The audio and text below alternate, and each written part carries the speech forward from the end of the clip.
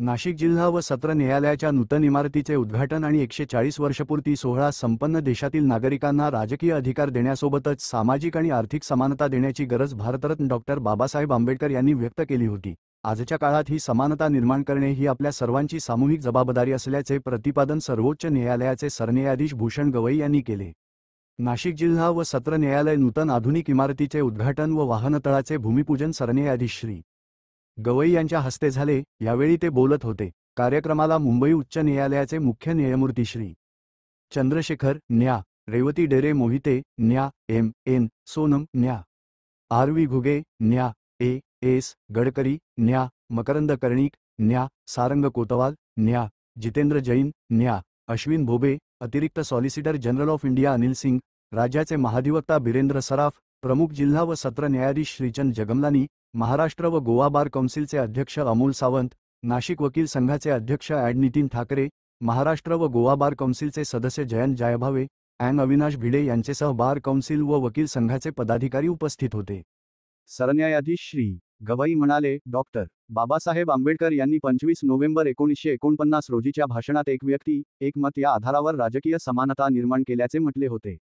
मात्र सामाजिक आणि आर्थिक लोकशाही निर्माण झाली तरच या लोकशाहीला अर्थ असेल, असे मत त्यांनी व्यक्त केले होते। स्वातंत्र्याबरोबरच समानता हवी, यासाठी त्यांचा आग्रह होता। आजच्या काळातही हे तंतोतंत लागू पडते। बंधुत्व आणि बंधुभाव हे दोन्ही आवश्यक असून सामाजिक आणि आर्थिक समानतेकडे वाटचाल करण्याची आपली सर्वांची जबाबदारी आहे। आपल्या राज्यघटनेचा प्रवास अधिक सकारात्मक दिशेने झाला आहे।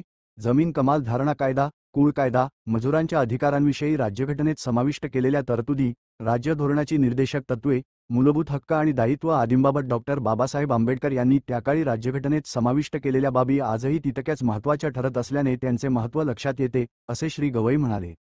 नाशिक जिल्हा न्यायालयाच्या नूतन इमारतीचे त्यांनी कौतुक केले। देशात महाराष्ट्रातील न्यायालयांच्या पायाभूत सुविधांविषयी चर्चा होते। येथील पायाभूत सुविधा या निश्चितपणे चांगल्या आहेत।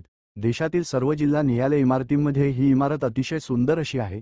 2019 मध्ये सर्वोच्च न्यायालयात न्यायमूर्ती असताना या इमारतीच्या भूमिपूजनाला उपस्थित होते आणि आपल्याच हस्ते उद्घाटन होणे आनंदाची बाब असल्याचे त्यांनी सांगितले।